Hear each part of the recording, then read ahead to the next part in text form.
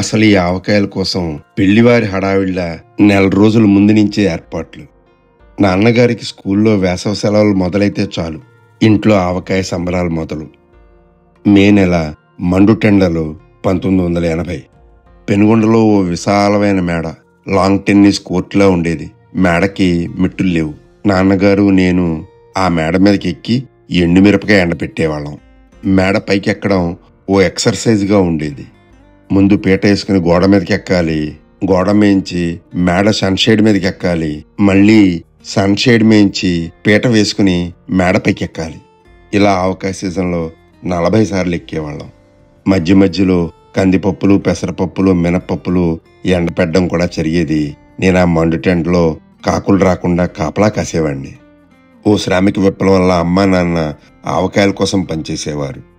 ఎండు మిరపకాయ, ఆవాలు ఎంపిక, ఆవగుండలు దంచుళ్ళు ప్రారంభం. ఇంచుమించు 8 మంది ఆడవాళ్లు ఆవగుండలు కొట్టడానికి ఇంటికి వచ్చేవారు. సింహాచలం మిరపకాయలు బాగా దంచేది. దానికి అనుగుణంగా చంద్రకాంతం బాగా జల్లించేది. కారం, ఆవగుండ, ఉప్పు ఇంచుమించు 25 కిలోలు దంచిచ్చేవారు. ఆ 8 మంది పని వాళ్ళకి కాఫీ, టీలు, రసనాలు ఆరారా వంటింట్లోంచి వెళ్తూనే ఉండేవి. 25 కిలోల కారం గుండలు 3 రోజుల్లో కొట్టించేవారు. 20 రోజుల పాటు జరిగే ఈ శ్రామిక విప్లవంలో మరో ముఖ్యమైన వ్యక్తి మా ఇంటి పని మనిషి బంగారమ్మ. ఇంచుమించు 60 సంవత్సరాలు ఉండేది ఆవిడికి.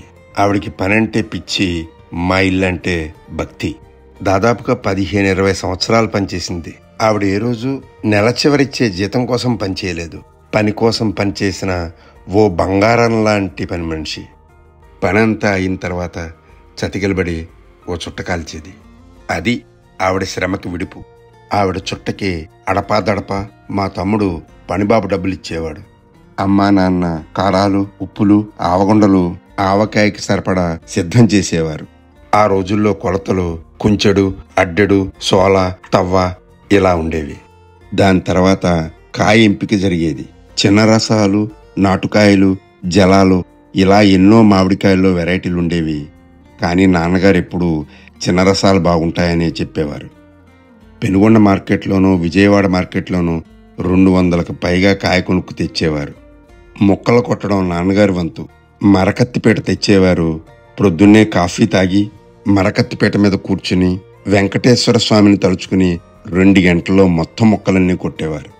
అన్నదమ్ములం బేసిన్లో వేసిన ముక్కలన్నీ తెల్లటి గుడ్డతో శుభ్రం చేసేవాళ్ళం.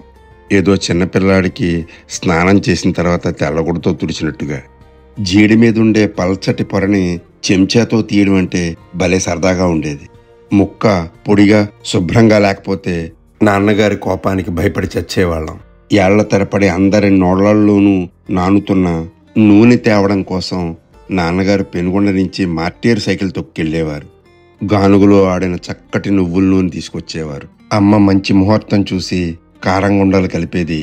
ఆవగుండలో నూనె పోయడం నాన్నవంతు. సిల్వర్ క్యాన్లో తెచ్చిన నూనె మూత తెరిచేవారు. పసిడి బంగారంలా మెరిసిపోయేలా నూనె. ఎప్పుడెప్పుడు శివుడి జటాజోటంలోంచి కిందకి దూకేద్దామా అని ఎదురు చూసే గంగమ్మ తల్లిలా ఉండేది నూనె. ఆవగుండలో నూనె ప్రవేశం, అమ్మ కలుపుడు ప్రారంభం. ఆ పింగాణి పిల్లకి మూతులు కట్టేసేవారు.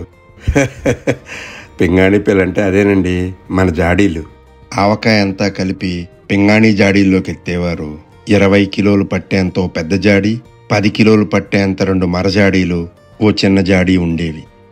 కిడ్నాప్ చేసిన హీరోయిన్కి గుడ్డలు కట్టినట్టుగా ఆ ఆవకాయ జాడీలకి గుడ్డలు కట్టేవారు నాన్నగారు. ఆ ముడి విప్పడం అంటే బ్రహ్మదేవుడు దిగి రావాలి. జాడీలు చక్కగా ఉత్తరయం కట్టుకున్నట్టుగా ఉండేవి. కిందంతా తెల్లటి పంచెలాగా, పైన గోల్డెన్ బార్డర్లో ఉన్నట్టుగా 4 జాడీలు ఉండేవి. అమ్మ ఎప్పుడూ ఓ చిన్న జాడీని అన్నం తినేప్పుడు దగ్గర పెట్టేది. పెద్ద జాడీలోంచి చిన్న జాడీలోకి తీసేది. ఎప్పుడు పడితే అప్పుడు తీయడం కుదిరేది కాదు. దానికి మడి తడి అంటూ ఉండేది. ఆవకాయలో ఇంగువ ఘాటు కంపల్సరీ, లేకపోతే ఏదో ఇళయరాజా పాటలో ఫ్లూట్ ఎక్కడో మిస్ అయినట్టుగా అనిపిస్తుంది. ఊరగాయల్లో మళ్లీ దశావతారాలు. వెల్లుల్లావకాయ, ఉసిరావకాయ, పులిహోర ఆవకాయ, బెల్లపావకాయ, మెంతికాయ, మాగాయ, తొక్కు పచ్చడి, కాయ ఆవకాయ ఇలా ఎన్నో ఉన్నాయి. అన్నీ అమ్మ స్వయంగా పెట్టేది. ఏమిటి ఇంత కారంగుండలో మాకే అనుకుంటున్నారా? మేనత్తకి, బాబాయ్యకి, అక్కకి, మావయ్యకి, మాకు మొత్తం 5 కుటుంబాలకు సరిపడే కారంగుండలు తయారయ్యేవి. వేడివేడి అన్నం మీద ఆవకాయ వేసుకుని, నెయ్యి వేసుకుని ముద్ద కలుపుకుని తింటూ ఉంటే సాక్షాత్తు వెంకటేశ్వర స్వామి ముందు కూర్చుని తిరుపతి లడ్డూ తిన్నంత తృప్తిగా ఉండేది. మళ్ళీ పైగా మాగాయ తొక్కు పచ్చళ్ళకి కాయ సెపరేటు. 4-5 ఆల్చిప్పలు పాడేసేవారు. ఆ ఆల్చిప్పలతో మామిడికాయ తురుము తీసేవాళ్ళం. ఎంత సంపాదించినా చివరి దశకి కొంచెం మిగిల్చుకోవాలి. చిన్నప్పటి నుంచి పొదుపు అదుపు నేర్పారు మన పెద్దలు. ఏం మిగిల్చినా మిగల్చకపోయినా పర్వాలేదు, కానీ ఆవకాయ అన్నం తిన్న తర్వాత ఒక్క డొక్క మాత్రం పెరుగు అన్నంలోకి మిగల్చాలి.